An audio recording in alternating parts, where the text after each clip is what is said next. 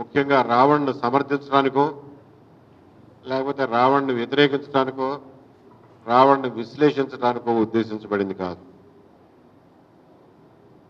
మా ముఖ్య ఉద్దేశం ఏమిటంటే కొన్ని అసాధారణ పరిస్థితుల కోసం ప్రభుత్వాలు ఏర్పరచుకునే అత్యంత క్రూరమైన అసాధారణమైన చట్టాలని అటువంటి దేనికోసమైతే ఉద్దేశించారో ఆ ఉద్దేశాల కోసమే ఉపయోగించాలి తప్ప పిచ్చుక మీద బ్రహ్మాస్త్రంలాగా చట్టం చేతిలో ఉంది కదా అని చెప్పి ఎవరి మీద పడితే వాళ్ళ మీద ఉపయోగిస్తే ప్రజల్లో భాగమైనటువంటి మేధావులకి, మీడియాకు, రాజకీయ నాయకులకి, ప్రజాస్వామ్యవాదులకి, ప్రజా సంఘాలకి మాట్లాడే హక్కుని కోల్పోతారు. అది మా ముఖ్యమైనటువంటి ఆందోళన ఈ రోజున. రావణ్ మాట్లాడింది కరెక్టా తప్పా అని కాదు మేము మాట్లాడేది. మీరు యూఏపీఏ అనేది ఎందుకు ఉపయోగించారు? యూఏపీఏకి తాత ముత్తాతలు కొంతమంది ఉన్నారు. వాళ్ళు ఎవరంటే రెండో ప్రపంచ యుద్ధ కాలంలో డిఫెన్స్ ఆఫ్ ఇండియా యాక్ట్ అని ఒకటి వచ్చింది. దానికంటే ముందు మీకు గుర్తుండి చిన్నప్పుడు చదువుకుని ఉంటారు, రౌలత్ చట్టాలని వచ్చినాయి. రౌలత్ చట్టాలనేవాళ్ళు.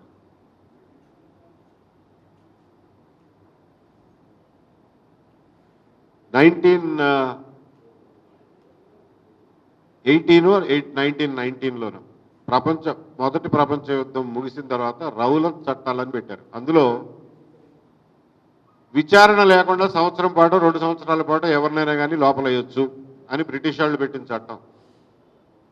ఆ రౌలత్ చట్టానికి వ్యతిరేకంగా మన దేశవ్యాప్తంగా ఎన్నో ఆందోళనలు జరిగినాయి. జలియన్ వాలాబాగ్ లాంటి మారణకాండ కూడా జరిగింది ఆ చట్టాలకు వ్యతిరేకంగానే. ఆ తర్వాత సైమన్ కమిషన్ 1927లో వచ్చింది.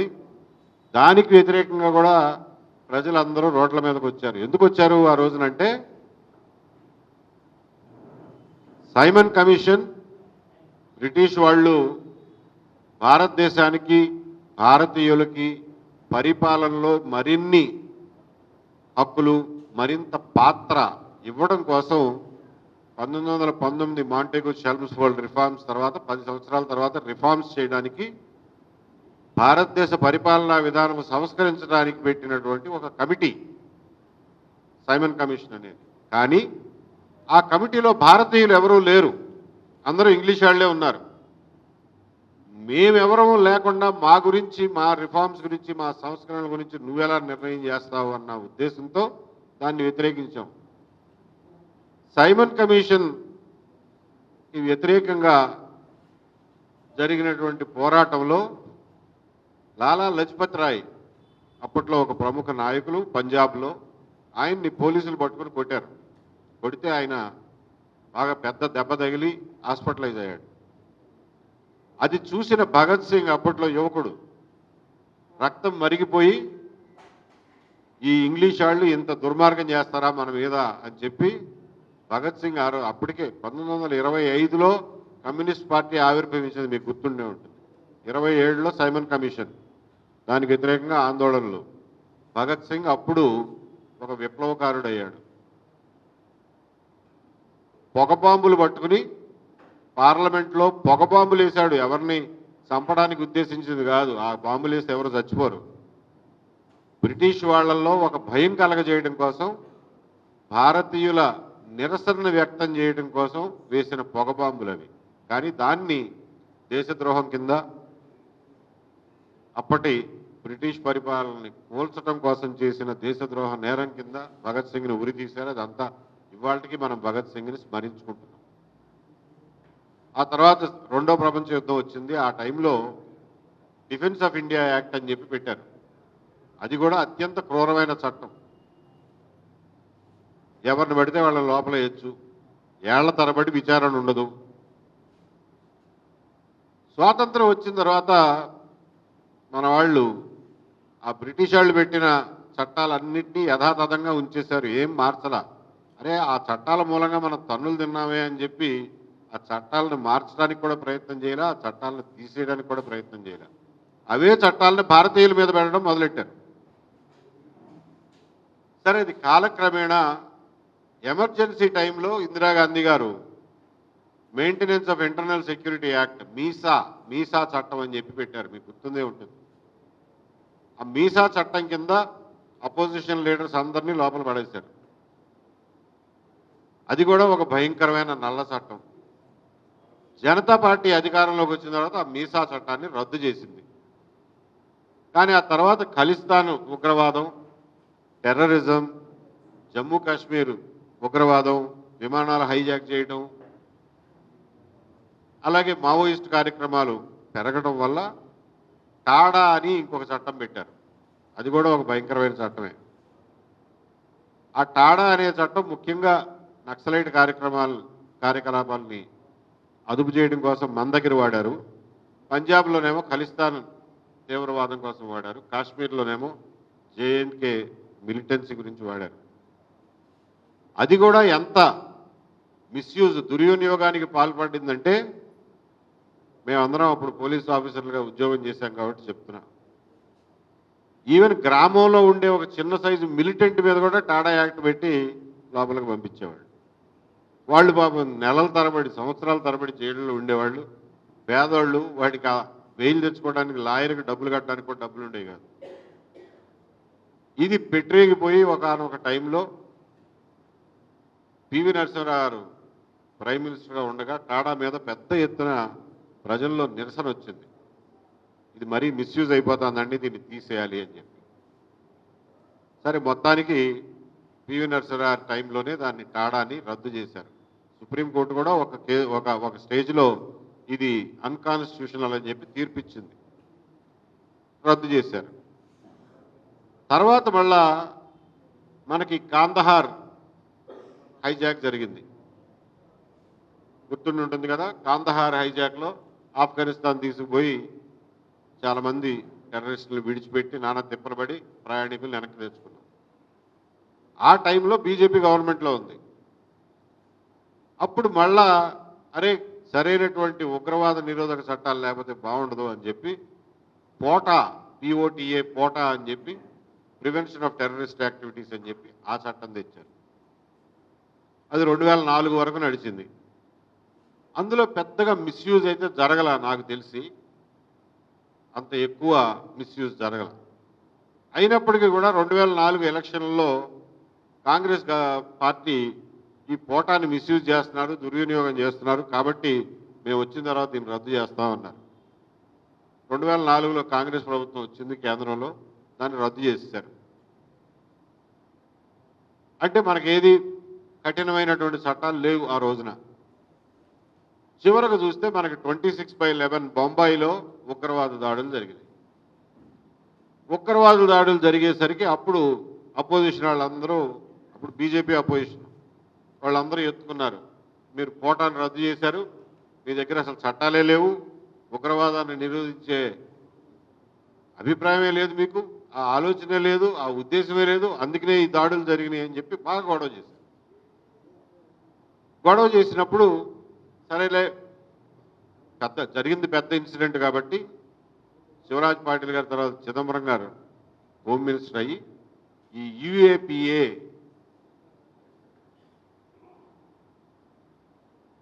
అన్లాఫుల్ యాక్టివిటీస్ ప్రివెన్షన్ యాక్ట్ అనేది తెచ్చారు.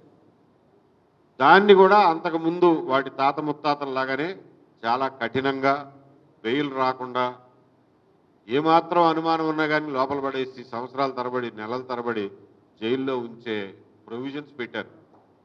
పెట్టినాడు బీజేపీ వాళ్ళు గొడవ చేశారు, అప్పుడు అపోజిషన్లో ఉన్నారు కాబట్టి, దీన్ని మీరు మళ్ళీ ఒక టాడాలాగా తయారు చేస్తున్నారు అని చెప్పి. సరే అపోజిషన్ కాబట్టి విమర్శిస్తారు. మొత్తానికి అది పాస్ అయింది. పాస్ అయిన తర్వాత యూఏపీ అని చాలా తక్కువ స్థాయిలోనే వాడారు కాంగ్రెస్ వాళ్ళు, ఎక్కువ వాడలా. 2014లో బీజేపీ గవర్నమెంట్కి వచ్చిన తర్వాత యూఏపీఏని విస్తృతంగా వాడడం మొదలెట్టింది. ఆ టైంలోనే మీకు గుర్తుంటే ఎన్ఐఏ కూడా ఫామ్ అయింది. ఈ యూఏపీఏ వచ్చినప్పుడే ఎన్ఐఏ, నేషనల్ ఇన్వెస్టిగేటివ్ ఏజెన్సీ కూడా ఫామ్ అయింది, కొత్తగా పెట్టారు. 2014 నుంచి యూఏపీఏ విస్తృతంగా విరివిగా వాడటం మొదలెట్టారు. జేఎన్యూ స్టూడెంట్స్ మీద, జర్నలిస్టుల మీద, భీమా కోరేగావ్ కేసులోనేమో వరవరరావు, సాయిబాబా, ఇంకొక ఆయన ముసలాయన చనిపోయారు, ఆయన స్టాన్లీ, ఫాదర్ స్టాన్లీ మీద, ఇట్లాంటి వాళ్ళందరి మీద కూడా పెట్టారు. అంటే నోరెత్తితే ఈ చట్టాన్ని ఉపయోగించారు. అది గ్రాస్ మిస్యూజ్. ఆ చట్టం యొక్క ఉద్దేశం అది కాదు, దుర్వినియోగం ఇదంతా.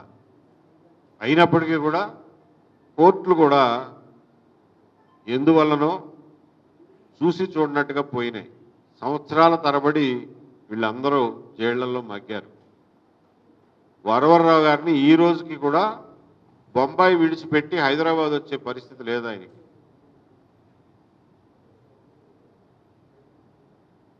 ఆయన తీవ్రమైన అనారోగ్యంతో ఉన్నాడు. అయినా సరే సొంత ఇంట్లో చివరి రోజులు గడిపే అవకాశం కూడా ఆయనకి లేకుండా కండిషనల్ బెయిల్లో బొంబాయిలోనే కూర్చోబెట్టారు. మేము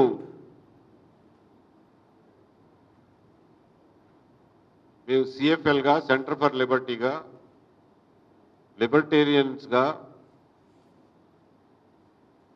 స్వేచ్ఛావాదులుగా మనకి చట్టంలో బూతు మాటలు మాట్లాడితే, ఒక వ్యక్తిని దూషిస్తే, బూతులు తిడితే ఏ సెక్షన్ కింద శిక్షార్హుడు అవుతాడు అనేది మన దగ్గర క్లియర్గా ఉంది. అది ఇప్పుడు బిఎన్ఎస్ సెక్షన్ 352, అంతకుముందు ఐపీసీలో 504 అని ఉండేది. అదేంటంటే ఇంటెన్షనల్లీ ఇన్సల్టింగ్, కావాలని చెప్పి ఒకళ్ళని అవమానపరిచే రకంగా బూతులు మాట్లాడడం. కాకపోతే దానికి శిక్ష, మ్యాక్సిమం శిక్ష 2 సంవత్సరాలు. అది నాన్ బెయిలబుల్, అది bailable case, non cognisable case. అంటే మీరు పోలీస్ స్టేషన్కి వెళ్తే ఎఫ్ఐఆర్ రాయలేరు. మీరు పాత సిఆర్పిసి 200 సిఆర్పిసి కింద, లేకపోతే ఇప్పుడు దాన్ని ఎంత 223 బిఎన్ఎస్ఎస్ కింద ఒక మ్యాజిస్ట్రేట్ కోర్టుకి వెళ్ళి మీరు ఒక అర్జీ పెడితే అందులో వాస్తవాలు చూసి వాళ్ళు పర్మిషన్ ఇస్తే అప్పుడు పోలీసులు దాని మీద ఒక ఎఫ్ఐఆర్ రిజిస్టర్ చేసి దాన్ని ఇన్వెస్టిగేట్ చేయొచ్చు. అది కూడా బెయిలబుల్ కేసు. అక్యూజ్డ్ వచ్చి బెయిల్ సమర్పిస్తే మ్యాజిస్ట్రేట్ బెయిల్ ఇవ్వాలి. కానీ విచారణ చేయదగినటువంటి కేసే. అంటే బూతులు తిడితే ఊరుకుని కూర్చోవాలా అంటే ఊరుకోక్కర్లా. బూతులు తిడితే మ్యాజిస్ట్రేట్ కోర్టుకి వెళ్ళి ప్రైవేట్ కేసు వేయండి, ఖచ్చితంగా దాని మీద విచారణ జరుగుతుంది, శిక్షలు కూడా పడతాయి. ఎక్కడికి పోతే అంత రికార్డు మీదే ఉంది కదా.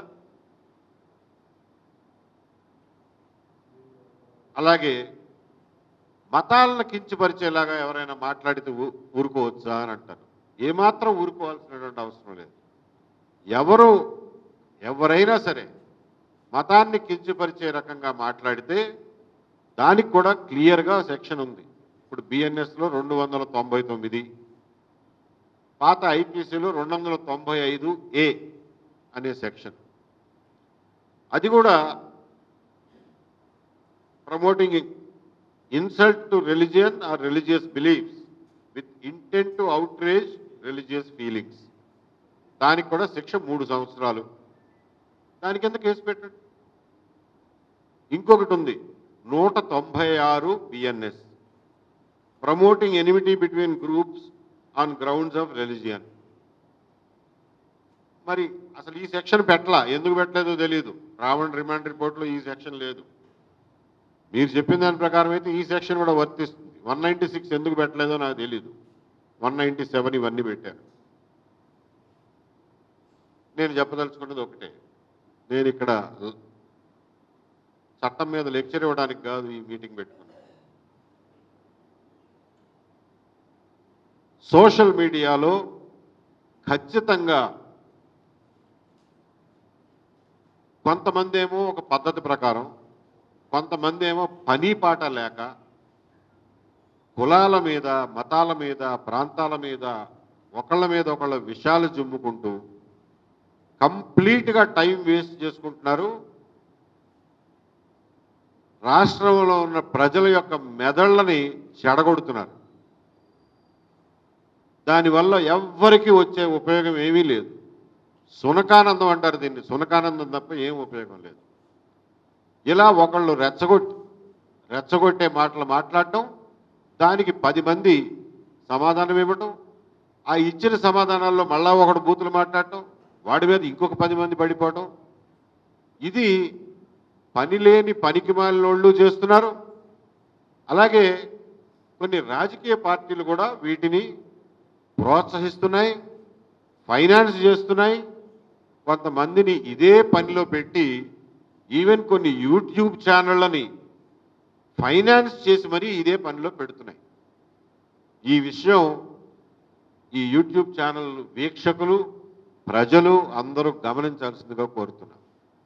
మేము భావ ప్రకటన స్వేచ్ఛకి కట్టుబడి ఉన్న వాళ్ళం కాబట్టి ఈ యూట్యూబ్ ఛానళ్లను బ్యాన్ చేయమనో, వీళ్ళ మీద నియంత్రణ పెట్టమనో, లైసెన్సులు తీసుకోమనో మేము అడ్వకేట్ చెయ్యం.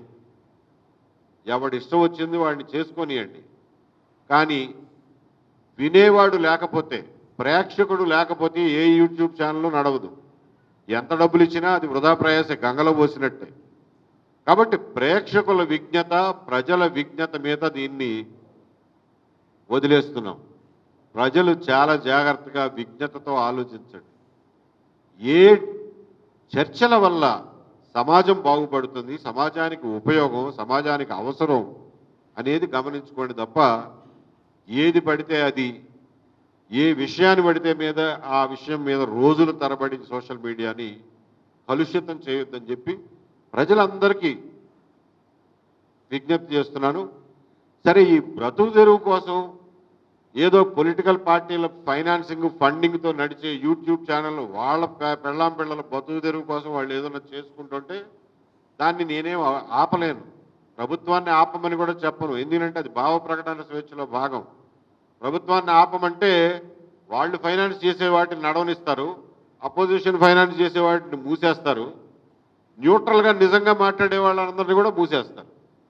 కాబట్టి అటువంటి తప్పుడు అధికారాలు గవర్నమెంట్కి ఇమ్మని మేమైతే చెప్పం. కానీ ప్రేక్షకులు దయచేసి విజ్ఞత పాటించమని చెప్పి కోరుతున్నాం. అట్లా అని చెప్పి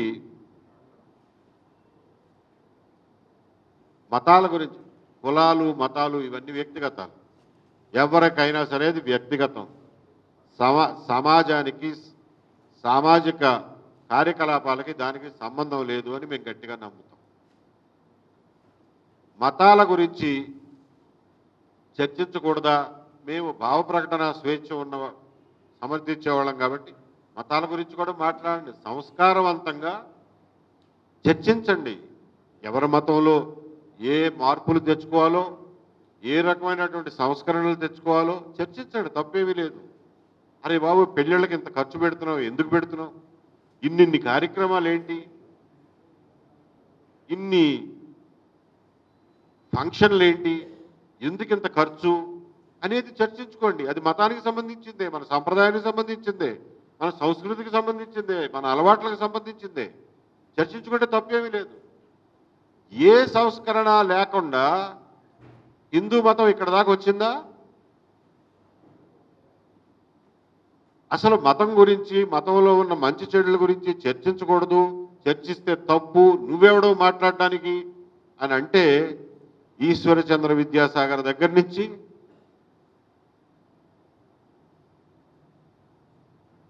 రామకృష్ణ పరమహంస దగ్గర నుంచి, వివేకానందుడి దగ్గర నుంచి, గురజాడ అప్పారావు దగ్గర నుంచి, కందుకూరి వీరేశలింగం దగ్గర నుంచి, నార్ల వెంకటేశ్వరరావు దగ్గర నుంచి, రంగనాయకమ్మ దగ్గర నుంచి, త్రిపురనేని రామస్వామి చౌదరి దగ్గర నుంచి, వీళ్ళందరూ నోళ్లు మూయించితే మనం ఇక్కడ వరకు వచ్చేవాళ్ళమా? ఈ మాత్రమైనా సంస్కరించబడేవాళ్ళమా? బాల్య వివాహాలని, సతీ సహగమనాలని దాటుకుని ఇక్కడ దాకా వచ్చేవాళ్ళమా? మా మతం గురించి నువ్వెవడో మాట్లాడడానికి, మా మతాన్ని విమర్శిస్తే సనాతనం డామ్ డూమ్ అని అంటే అవన్నీ ఆగేవా? ఆ దురాచారాలన్నీ ఆగేవా? ఎవరి మీద పెడతావు యూఏపీఏ? నక్సలైట్లే నిజమైన దేశభక్తులు అన్న వాళ్ళ మీద యూఏపీఏ పెడతావా? చేగువేరా బొమ్మని ఆటోల వెనకాల టీషర్ట్ల మీద క్యాపుల మీద పెట్టుకునే వాళ్ళ మీద యూఏపీఏ పెడతావా? రామాయణ కల్పవృక్షం రాసిన విశ్వనాథ సత్యనారాయణ మీద పెడతావా? రామాయణ విశ్వవృక్షం రాసిన రంగనాయకం మీద పెడతావా? బాంబును చూసి బెంబేలు పెడితే అది ఎప్పుడు నీ గుండెల్లోనే పేలుతుందిరా అన్న అలిశెట్టి ప్రభాకర్ మీద యూఏపీఏ పెడతావా? నక్సలైట్లకు వెసులుబాటు కలిగిస్తామని చెప్పి వాళ్ళ మీద ఉన్న నిషేధాన్ని తొలగించిన చెన్నారెడ్డి మీద పెడతావా? నక్సలైట్లు చర్చలకు ఆహ్వానిస్తున్నామని చెప్పి 2004లో ఎలక్షన్ ప్రామిస్ చేసి చర్చలకు ఆహ్వానించి సీజ్ ఫైర్ చేసి వాళ్ళతో కొన్ని రోజులు వాళ్ళకు కొంత వెసులుబాటు ఇచ్చినటువంటి వైఎస్ రాజశేఖర రెడ్డి గారి మీద యూఏపీఏ పెడతావా? మళ్ళా తిరిగి వాళ్ళ మీద నిషేధం విధించినటువంటి అదే రాజశేఖర రెడ్డి గారి మీద పెడతావా? ఎంతమంది మీద పెడతావు నువ్వు యూఏపీఏ కేసు? నక్సలైట్ల గురించి మాట్లాడితేనే యూఏపీఏ కేసు పెడతావా?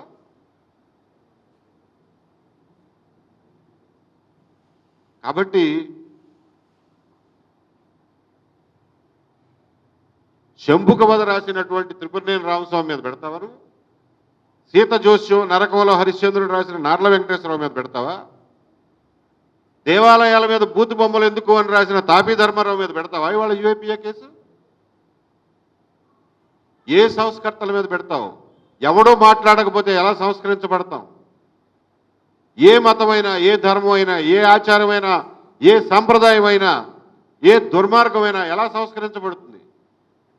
చర్చ లేకుండా ఎలా సంస్కరించబడుతుంది? కాబట్టి చర్చ జరగాలి, ఆరోగ్యవంతమైనటువంటి వాతావరణంలో జరగాలి.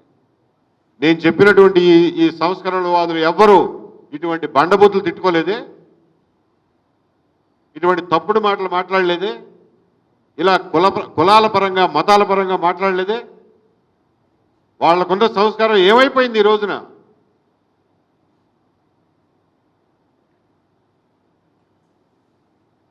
ప్రపంచంలోనూ ఎన్నో విశిష్టతలు ఉన్నటువంటి తెలుగు భాష ఈ రోజున బూతులకు ఎందుకు పరిమితం అవుతోంది? ఎక్కడ ఏ భాషలోనూ, ఏ భారతీయ భాషలోనూ లేని ఛందోబద్ధమైనటువంటి పద్యం కేవలం తెలుగు భాషలో ఉంది. అష్టావధానం, శతావధానం కేవలం తెలుగు భాషలో ఉంది. ఇన్ని విశిష్టతలున్న తెలుగు భాషలో ఉన్న తీయదనాన్ని మర్చిపోయి, సంస్కారవంతమైనటువంటి భాష మర్చిపోయి, ఒక్కొక్కళ్ళు లకారాలకి నువ్వంతంటే నువ్వింత అని చెప్పి, నువ్వు లంగంటే నువ్వు దొంగ అని చెప్పి ఇటువంటి భాష మాట్లాడేది ఏమైపోయింది? ఎక్కడికి పోతున్నాం? దీన్ని సంస్కరించుకోవాల్సినటువంటి అవసరం ఉంది. ఇది సంస్కరించబడాలంటే చర్చ జరగాలి. రావణ్ తప్పు చేస్తే, రావణ్ ఇది నువ్వు తప్పు చేశావు, ఈ లైన్ దాటావు అని చెప్పగలగాలి. అంతే తప్ప యూఏపీఏ కేసులు పెట్టి చర్చని, ఆలోచనల్ని, మేధస్సుని, మాటని భయభ్రాంతులకు గురి చేయటం ఈ రాష్ట్రానికి మంచిది కాదు, మన సమాజానికి హితవు కాదు. కాబట్టి ఇటువంటి దుర్వినియోగాలని ఆపు చేయండి అని చెప్పి సవినయంగా ఈ ప్రభుత్వానికి మనవి చేస్తూ, ఇలాగే గనక యూఏపీఏ దుర్వినియోగం ముందు జరిగితే తీవ్రమైనటువంటి ప్రజా ప్రతిఘటన కూడా ఎదురవుతుంది. రంగనాయకమ్మ గారిని అకారణంగా అర్ధరాత్రి పోలీస్ స్టేషన్కి పిలిస్తే ఎలా అయితే నిరసించామో, నినదించామో, ప్రతిఘటించామో, పోరాడామో, అటువంటి పోరాటాలే మళ్ళీ మీరు కూడా చూడాల్సి ఉంటుంది. కాబట్టి అక్కడ దాకా తెచ్చుకోవద్దు అని చెప్పి విజ్ఞప్తి చేస్తున్నాం. మీడియా మిత్రులు అందరూ కూడా ఈ విషయంలో మీ వృత్తి ధర్మాన్ని, మీ బాధ్యతల్ని ఎరిగి మరి సరైనటువంటి మార్గదర్శనం చేయండి. మీడియాకు కూడా సరైనటువంటి దారిలో మీడియాను నడిపించండి అని చెప్పి తెలియజేస్తున్నాం. Questions are welcome.